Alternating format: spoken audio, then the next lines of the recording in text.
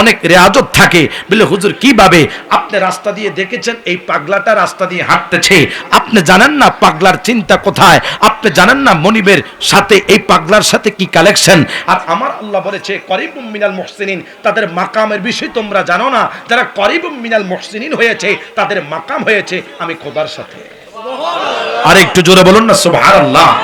তো মুসা নবী বলছে আয় খোদা, আমি একজন নবী, আমার সাথে যদি কসাই জান্নাতে যায় এটা আমি বরদাস্ত করতে পারবো না। তখন আল্লাহ সুবহানাহু ওয়া তাআলা যখনই কথা বলছে, এখন মুসাকে আমার আল্লাহ বলছে, মুসা যেই কসাই তোমার সাথে জান্নাতে যাবে তুমি কি ওনাকে দেখতে চাও?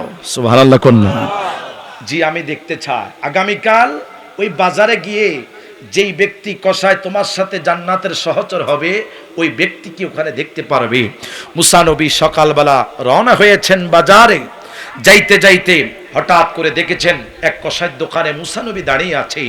কসাই এখনো আসলো না। হঠাৎ করে কসাই একটা গরু নিয়ে যখন দোকানের সামনে আসলো, আসার পরে গরুটা সুন্দর করে জবাই করেছেন। বিসমিল্লাহি আল্লাহু আকবার, আল্লাহর নামে কোরবানি করেছে। কোরবানি করার পরে এই কসাই সারাদিন গোস্ত বিক্রি করেছে। গোস্ত বিক্রি করার পরে কসাই কি করেছে, কলিজাটা সুন্দর করে আলাদা করে রাখলো। এই কসাই কি করেছে, রানের মাংস একটুকু, আমি বোঝার জন্য আলোচনাগুলা করছি। আজকে সমাজের মানুষ প্রভ্রষ্ট, আজকে সমাজের মানুষ ঘুমরা, আজকে সমাজের মানুষ বাড়ি গাড়ির পাগল, আজকে সমাজের মানুষ জান্নাতের পাগল নয়। আজকে সমাজের মানুষ জান্নাত কোন কাজ করলে জান্নাতে যাবে এই কাজগুলোর পাগল নয়। আজকে মানুষ টাকার চিন্তা করে, আজকে মানুষ পয়সার চিন্তা করে, আজকের মানুষ দামদার চিন্তা করে, আজকের মানুষকে কিভাবে ঠকাবে সেই চিন্তা করে। রাসূল বলেছেন মান গাসসা ফালাইসা মিন্না, যারা মানুষকে ঠকায় তারা আমি নবীর উম্মত নয়। তাহলে প্রত্যেকটি মানুষ টাকার চিন্তা করে, মৃত্যুর কথা কেউ চিন্তা, জোরে বলেন, মৃত্যুর কথা কেউ চিন্তা করে না। এবার মুসা আলাইহিস সালাম যখন দাঁড়িয়ে আছে, কসাই কি করেছে, কলিজাটা আলাদা করে একটা প্যাকেটের মধ্যে রাখলো। রাখার পরে সারাদিন গোস্ত বিক্রি করে যখন ওই কসাই বাড়ির দিকে রওনা হয়েছে, মুসা নবীও কসাইয়ের পিছনে পিছনে রওনা হয়েছে। আরেকটু জোরে বলেন সুবহানাল্লাহ। মুসা নবী পিছনে পিছনে হাঁটতেছি, কসাই সামনের দিকে রওনা হইল। মুসা নবী প্রতিমধ্যে যাইতে যাইতে কসাই যখন ঘরের মধ্যে প্রবেশ করেছে, মুসা নবী কসার বাড়ির সামনে দাঁড়িয়ে দরজা টোকা দিলেন। হ্যাঁ আল্লাহর বান্দারা, তোমরা কি গণে আছোনি? কসাই পিছন দিকে তাকাইয়া দেখতেছে একজন মুসাফির মানুষ কসার দরজার সামনে দাঁড়িয়ে আছে। মুসা নবী বলেন আসসালামু আলাইকুম ইয়া আহলাল বায়াত, আমি আপনার দরবারে আসছি। আজকে রাতটা কি আমাকে একটু সহযোগিতা করবেন? আজকে রাতে আপনার ঘরের মধ্যে প্রবেশ করব। আজকে রাতে যদি আমাকে একটু আশ্রয় দেন অনেক ভালো হবে। কসাই ডাক দিয়া আমার ঘরের মধ্যে কোনো জায়গা নেই, গরিব মানুষ ঠিক মতো খাইতে পারি না, গরিব মানুষ ঠিক মতো চলতে পারি না। কিছু মানুষ দেখবেন আজকে প্রজন্মের যারা আজ থেকে 15-20 বছরের যে মানুষগুলা কষ্টের মধ্যে ঠিক মতো ভাত খাইতে পারে নাই, আজ থেকে 15-20 বছর আগে যে মানুষগুলা ঠিক মতো ভাত জোয়াই খাইতে পারে নাই, কুরবানি দিতে পারে নাই, সুন্দর একটা লুঙ্গি পরতে পারে নাই, এই ধরনের মানুষগুলো আজকে কোটি কোটি টাকার মালিক আছে। কথা বলেন ঠিক কিনা? এবার কসাই কি করেছে, মুসা নবীর সাথে কথা বলছে। হুজুর আমার ঘরের মধ্যে শোয়ার কোনো ব্যবস্থা নেই। মুসা নবী ডাক দিয়া কয় আমার শোয়ার ব্যবস্থা লাগবে না, শুধু আমি একটু বসবো, এই জায়গাটুকু যদি আপনি আমাকে দিতে পারেন আমার অনেক উপকার হবে। কসাই কি করেছে, তার বারান্দার মধ্যে মুসা আলাইহিস সালামকে নিয়ে গেলেন। নেওয়ার পরে মুসা নবী বসে আছি, হঠাৎ করে দেখতেছি কসাই মুসা নবী কি বসাইয়া ঘরের মধ্যে যখন আসলেন, আসার পরে একজন বৃদ্ধ মহিলাকে ওই কসাই সুন্দর করে কোলের মধ্যে নিয়ে নিল। নেওয়ার পরে কসাই হাত দিয়ে বৃদ্ধ মহিলাকে গোসল দিল। এই কসাই বৃদ্ধ মহিলাকে কোলের মধ্যে জড়াইয়া ধরেছি। হে কুলসির পর্দা নিশিন মা বোনেরা, আমি অনুরোধ করব এই ওয়াজ থেকে কিছু শিক্ষণীয় বিষয় আছে। আজকের আলোচনার থেকে অনেক কিছু আপনারা শিখবেন যদি আমল করতে পারেন। আপনার জীবনটা পরিবর্তন হয়ে যাবে। আমার ভাইয়েরা, বন্ধুরা, বাবারা, এমন কিছু আলোচনা আছে মানুষকে গোমরা করে, এমন কিছু আলোচনা আজকে মানুষকে পরিবর্তন করে। কথা বলেন ঠিকই না? এমন কিছু আলোচনা আপনাকে তকদির পরিবর্তন করবে, যে আলোচনা আপনি ইখলাসের নিয়ত শুনবেন, আর যে আলোচনা আপনাকে প্রভ্রষ্ট করবে, যে আলোচনা শোনার পর আপনি গুনাহের কাজ করেছেন। না না না বন্ধুরে, আমার সুন্নি মুসলমান ইমানদার ভাইয়ারা, পর্দানিসীন মা বোনেরা, খুব খেয়াল করে শুনেন। কসাই ওই বৃদ্ধ মহিলাকে জড়াইয়া ধরে সুন্দর করে গোসল দিল। গোসল দেওয়ার পরে মহিলাকে সুন্দর করে নতুন কাপড় পরিধান করে দিয়েছে। এই কসাই আবার সুন্দর করে মহিলাটিকে ঘরের খাটের উপরে বসাইলো। আমার ভাইয়ারা, মুসা নবীর সব দৃশ্য দেখতেছে, আর মুসা নবী দৃশ্যগুলা দেখে দেখে তিনি চোখের পানি ছেড়ে ছেড়ে কাঁদতে লাগা শুরু করেছে। আর জোরে বলুন সুবহানাল্লাহ। আমার ভাইয়েরা, বন্ধুরা, বাবা, মুসা নবী তাকিয়ে আছে। কসাই এবার সুন্দর করে ওই যে দোকানের গরুর মাংস, কলিজা খায় নাই, কলিজা বিক্রি করে নাই, এই গরুর কলিজাটা ঘরের মধ্যে নিয়ে আসছে। হায় হায়, বৃদ্ধ একজন মা আছে, সেই মাকে সুন্দর করে গোসল করাইলো। হায় রে মা, মাকে এবার সুন্দর করে নিজ হাতে রুটি বানাইয়া মায়ের মুখের মধ্যে যেভাবে পাখি কবুতর তার বাচ্চার মুখের মধ্যে খানা দেয়, না না না, কসাই মায়ের মুখের মধ্যে গরুর কলিজা বোনা গোশত রুটি দিয়ে খাওয়াচ্ছি। মুসা নবী তাকাইয়া তাকাইয়া চোখের পানি ছেড়ে ছেড়ে কাঁদতেছে। এবার খাওয়ার পরে মুসা নবী হায় হায় বসে আছে। কসাই কি করলো? খাওয়া দাওয়া যখন শেষ, 3টা রুটি ছিল আর কিছু গরুর কলিজা ভুনা ছিল। ওই কসাই নিজের পেটের মধ্যে খানাগুলা দেয় নাই, 3টা রুটি সহ অগণিত গোশত বোনা নিয়ে মুসা নবীর জন্য নিয়ে আসছে। আরো জোরে বলুন সুবহানাল্লাহ। আমার সুন্নি মুসলমান ইমানদার ভাইরা, আশিক রাসূল ভাইরা, আল্লাহ পাক কোন আমলের খাতিরে বান্দাকে ক্ষমা করে, আরিফুল ইসলাম তাহিরিও জানেন আল্লাহ রাব্বুল আলামিন কোন বান্দাকে কখন জীবন পরিবর্তন করে, এটা মুহাদ্দিস সাহেব জানেন। আপনারে কোন জীবন পরিবর্তন করে, কোন আমলের খাতিরে আপনার জীবন পরিবর্তন করে, সেটা বলা যায় না। যেমন করে আপনার এলাকার মধ্যে সব চেয়ারম্যান, সব মেম্বার দিয়া আপনার এলাকা পরিবর্তন হয় না। কথা বলুন ঠিকই না? আমার ভাইয়েরা, বন্ধুরা, বাবারা, ওই যে আল্লাহ রাব্বুল আলামিন বলছে কোন আমলের খাতিরে বান্দার তকদির পরিবর্তন হয় কেউ জানে না। তার আমলের বিনিময় আমি রাব্বুল আলামিন যে পুরস্কার রেখেছি, আল্লাহ কোরআনে বলছে ফালা তা'লামু নাফসুম মা উখফিয়া লাহুম মিন কুররাতি আয়ুন জাযাআম বিমা কানু ইয়ামালুন। চিল্লিয়া বলা যাবে কি আল্লাহু আকবার। আল্লাহ রাব্বুল আলামিন বলেন দুনিয়ার মানুষ জানে না তার আমলের পুরস্কার কোথায় আছে, তার আমলের পুরস্কার আমি আল্লাহ কোথায় রেখেছি, এটা কোনো মানুষ জানে না, আমি আল্লাহ জানি। তাহলে বোঝা গেল 5 ওয়াক্ত নামাজের খাতিরে আপনি জান্নাতে যেতে পারবেন। আপনি রোজা রেখেছেন, রোজার রাসূল আল্লাহ জান্নাতে যেতে পারবেন।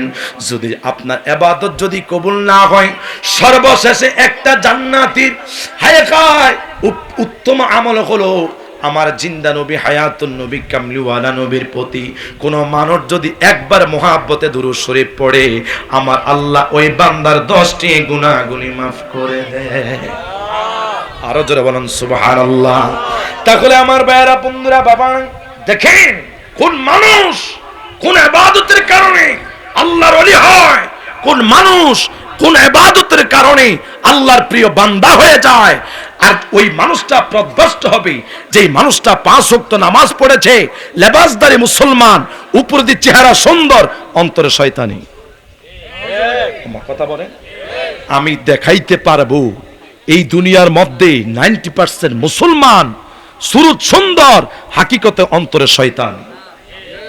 কথা বলেন, কথা বলেন ঠিকই না? এই আমল করে আপনি জান্নাতে যাবেন কখনো পারবেন না। জীবনকে পরিবর্তন করতে হলে নফস হলো 3টা, নফসে আম্মারা, নফসে মুতমাইন্না, নফসে লাওয়ামা, এই তিনটা নফস যতক্ষণ পর্যন্ত আপনার পরিবর্তন না হবে, বিশেষ করে তিনটা নফসের একটা নফস হলো নফসে আম্মারা। তাহলে নফসে আম্মারা যদি আপনি পরিবর্তন না করতে পারেন, খোদার কসম আল্লাহর জান্নাত আপনার জন্য ওয়াজিব হবে না। আর তিনটা নফস যদি যতক্ষণ পর্যন্ত পরিশুদ্ধ না করতে পারবেন, নামাজ রোজা মনিবের দরবারে কবুল হবে না। বলে হুজুর নফসটা কি?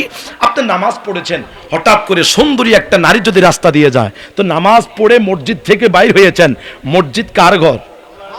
প্লিজ একটু কথা বলেন, মসজিদ কার ঘর? আমি একবারে বলছি, আমি একটু অসুস্থ, তারপর আপনাদের কাছে একটু সহযোগিতা চাচ্ছি। বলুন, মসজিদ কার ঘর? আল্লাহর ঘর। তো মসজিদ ইবাদত হবে, মসজিদে কি হয়? ইবাদত হয়। তো ইবাদত করে যদি আপনি রাস্তা দিয়ে হাঁটতেছেন, ভালো হয়েছেন, জীবনকে পরিবর্তন করেছেন, মানে আরাফা নাফসাহু ফাকাদ আরাফা রাব্বাহু, আপনি পরিবর্তন হয়েছেন। হঠাৎ করে হাঁটার পথে যদি সুন্দরী একটা মেয়ের দিকে তাকাইছেন, তাহলে বোঝা গেল এটা খাসিয়তের দোষ না, ওই যে নফসে আম্মারা একটা আপনার ভিতরে আছে, ওই নফসে আম্মারা তো আপনার ঠিক নাই। এই জন্য নফসে আম্মারা, নফসে মুতমাইন্না, নফসে লাওয়ামা, এই তিনটা নফস যতক্ষণ পর্যন্ত পরিবর্তন না করতে পারবেন, বলে হুজুর নফসকে যদি কন্ট্রোল করতে পারি, আর নফস কন্ট্রোল করার মেডিসিন কি, নফস কন্ট্রোল করার উপায় কি? নামাজ পড়ে শয়তান তো আমাদেরকে ধোঁকা দেয়, ধোঁকা দেয় না? এই জোরে বলেন, ধোঁকা দেয় না? দেখবেন কিছু মানুষ দেখবেন রাস্তা দিয়ে হাঁটতেছে, কোনো টেনশন নাই। কিছু মানুষ দেখবেন ঘুমাইতে আসে, কোনো টেনশন নাই। যেই মাত্র নামাজে দাঁড়াইছে, বিভিন্ন ধরনের খারাপ চিন্তা তার শুরু হয়ে যায়। আমার কথা বলেন, কাবাতি শরীফাতি আল্লাহু আকবার, মন হইছে প্রেমিকার দরে। এরে আসত নিরে তোরা, আল্লাহু আকবার, মন হইছে কোথায়? প্রেমিকার দরে। আল্লাহু আকবার, দোকানের হিসাব শুরু। আল্লাহু আকবার, ওই যে গতকালকে যেটার 5 লাখ টাকা আমি মারি দিছি, এই টাকা এখন হিসাব মিলে না, এখন আমি কি করব? তাহলে নামাজও চলে, হিসাবও চলে, অন্তরে শয়তানি। তাহলে মনে করবেন এটা তাকদীরের খাসিয়ত নয়, এটা নফসে আম্মারা শয়তান। কথা কয় না? আপনাকে আমার কথাগুলো বুঝতেছেন? এগুলো হেদায়েতের ওয়াজ ভাই। জীবন পরিবর্তন করতে হলে কথাগুলো গুরুত্ব দিয়ে শুনতে হবে। মারহাবা বলেন, আরো জোরসে বলেন মারহাবা। মুসা আলাইহিস সালাম বসে আছি, কসাই মুসা নবীর জন্য 3টা রুটি লইয়া আরে কিছু গোস্ত লইয়া মুসা নবীর সামনে রওনা দিয়েছে। মুসা নবীর সামনে সুন্দর করে গোস্ত নিয়া রুটি নিয়া মুসা নবীর সামনে দিল। হুজুর, আপনার জন্য খানা এনেছি, আপনি খানাগুলা সুন্দর করে বক্ষণ করেন। মুসা নবী খায় না। মুসা নবী কসারের দিকে তাকাইয়া তাকাইয়া চোখের পানি ছেড়ে দিল। এ কসাই, তোমার কাছে জানতে চাই, যে বৃদ্ধ মহিলাটার খেদমত করেছো, ওই মহিলাটার একটু পরিচয় আমাকে বলবানি?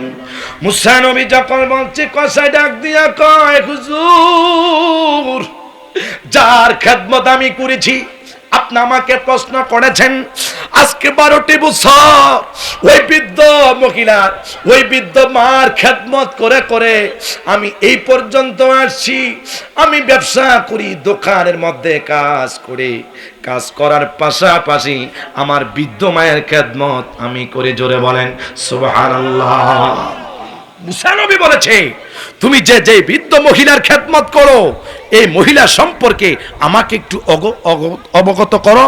এবার মুসা নবী যখন এই কথা বলছে, কসাই বলছে, বন্ধু, এটা দুনিয়ার কোনো মানুষ নয়, আমার জন্মে ধারণী, যার জন্ম থেকে আমি রেহেম থেকে দুনিয়ার মধ্যে ভূমিষ্ঠ হয়েছি, তিনি হলো আমার মা। আর একটু জোরে বলেন না, আর একটু জোরে বলেন। আমি দেখতে চাই মা নায়িকার, মা নায়িকার হাতটা তোলেন, বাবা নায়িকার হাতটা তোলেন। আহা, মা নাই বাবা নাই, কার হাত তোলেন? আল্লাহ সকলকে ক্ষমা করুন। আরো জোরে বলেন আমিন। অনেকের মা নেই, অনেকের বাবা নেই। এবার মুসা নবী যখন শুনছি, তার মা কসাই কি বলছে, এ কসাই, আমি এই জায়গা থেকে দেখে দেখে তোমার সুন্দর দৃশ্যগুলো আমি দেখলাম, তোমার কাছে প্রশ্ন, বলো না রে কসাই, তোমার মাকে যখন তুমি খানা সুন্দর করে খাওয়াইছো, আমি মুসা এখান থেকে আমি দেখতেছি তোমার মা তোমার জন্য কি যেন দোয়া করেছে। জোরে বলেন সুবহানাল্লাহ। কসাই ডাক দিয়া কই, হুজুর, তিনি যে মুসা নবী সেটা এখনো প্রমাণ দেন নাই। আমি যে মুসা নবী এটা এখনো প্রমাণ হয় নাই। ওই কসাই জানে না মুসা নবী যে তার সামনে বসে আছি। এসকে মোহাব্বত আর এসকে মাহবুবিয়াত কাহাকে বলে?